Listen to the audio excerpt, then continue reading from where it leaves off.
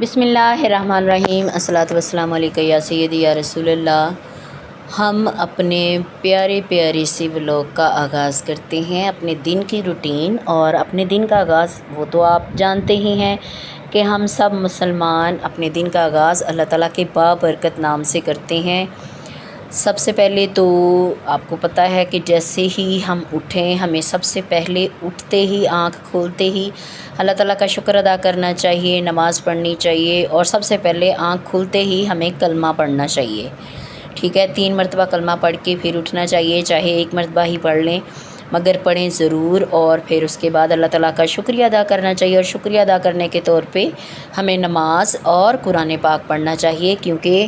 قرآن پاک میں خود اللہ پاک نے ذکر کیا ہے کہ فجر کی نماز اور قرآن کا پڑھنا اپنے اوپر لازم کر لیں، کیونکہ اس وقت فرشتوں کی حاضری نصیب ہوتی ہے،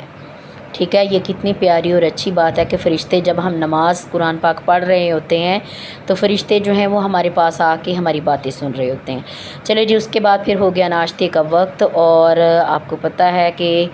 آج کل کتنی زیادہ مہنگائی ہو چکی ہے، اور فروزن روٹیاں جو ہماری تھی پڑی ہوئی،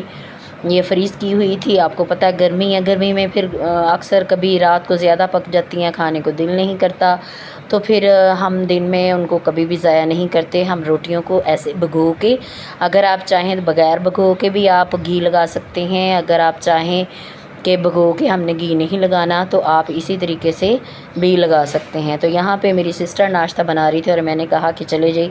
میں آپ کے پاس ویڈیو بناتی ہوں، تو اس نے توے کے اوپر گھی لگایا، اور گھی لگانے کے بعد پھر اس نے روٹی اس کے اوپر ڈال دی، مگر نان سٹک توا جو ہے وہ اس نے یہاں پہ اس کا استعمال نہیں کیا، اور روٹی جو گیلی تھی وہ چپک گئی ساتھ، اور پھر روٹی کا جو بھی حال ہوا، خیر پھر ہم نے مزے سے کھا لی تھی کیونکہ چھوٹی سسٹر تھی نا، تو آج کل ناشتے کی ڈیوٹی اس کی لگائی ہوئی ہے کہ وہ ناشتہ بنائے، اور یہ دیکھیں روٹی توے پہ نا ٹوٹ چکی ہے۔ اس طرح کی روٹیاں آپ بنائیں تو میں خصوصاً آپ کو بولوں گی، میں نے سسٹر سے بولا بھی، میں نے کہا آپ یہ جو کپڑا مار رہی ہو نا، کپڑا نہیں مارتے تو آپ نان سٹک توے کا استعمال کریں، کیونکہ نان سٹک توا جو ہے وہ بہت بہترین ہے، اور اس کے اوپر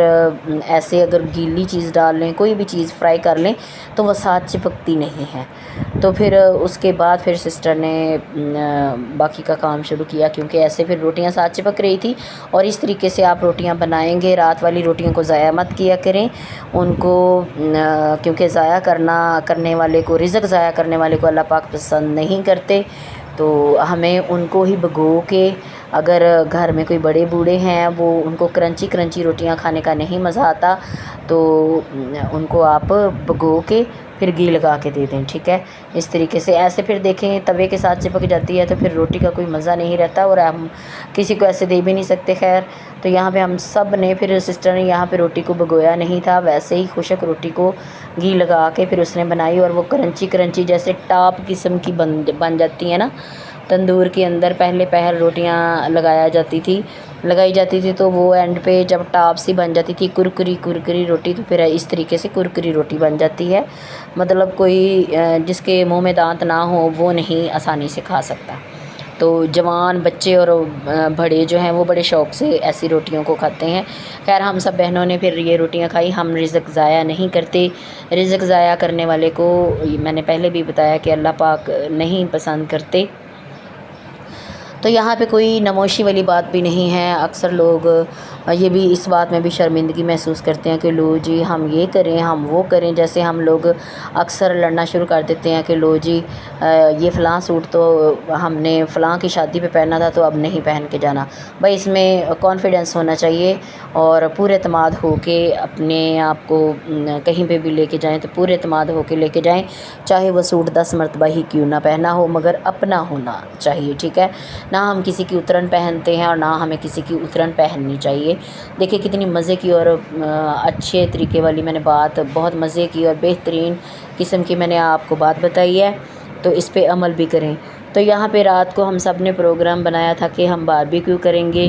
تو ہمارے باربیکیو کا یہ دیکھیں یہاں پہ پرات بھر کے باربیکیو کیا تھا، کیونکہ چھوٹی سسٹر آئی تھی ساتھ، اس کے بچے،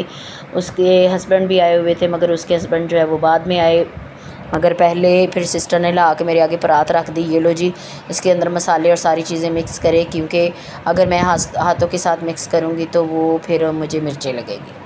تو پھر میں نے کہا چلے جی بس مجھے ہی مرچیں نہیں لگیں گی ہاتھوں کو، تو میں مکس کر دیتی ہوں۔ پھر میں نے مکسنگ کا طریقہ بتایا ان کو، اور ایک سسٹر میرے سامنے کیمرہ لے کے چارپائی پہ ہی بیٹھ گئی تھی۔ تو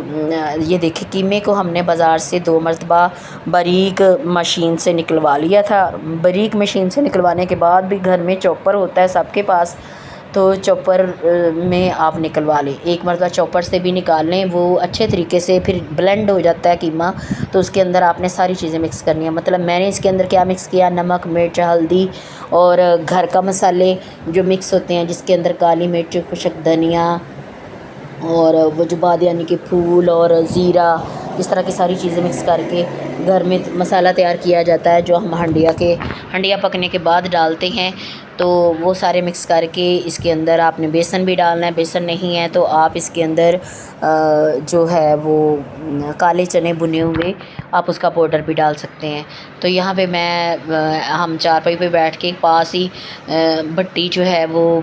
بھائی نے مطلب اس کے اندر کوئلے ڈال کے تو اس کو جگانا شروع کر دیا تھا کوئلوں کو، وہ آگ اچھے طریقے سے لگا رہے تھے، وہ کہتے ہیں ہم لگاتے ہیں تو اتنی دیر تک آپ یہ کر کے دیکھیں۔ اب یہ دیکھیں یہاں پہ ہم نے سلاخوں کے اوپر قیمہ مطلب اچھے طریقے سے چڑھایا بھی۔ یہاں پہ ہم سے ایک مسٹیک ہو گئی کہ یہ جو سلاخیں تھیں یہ کبابوں والی نہیں تھی،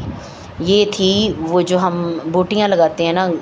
گلا کے ان کو بوٹیاں جو اٹیچ کر کے، یا کہ چکن کی ہوں یا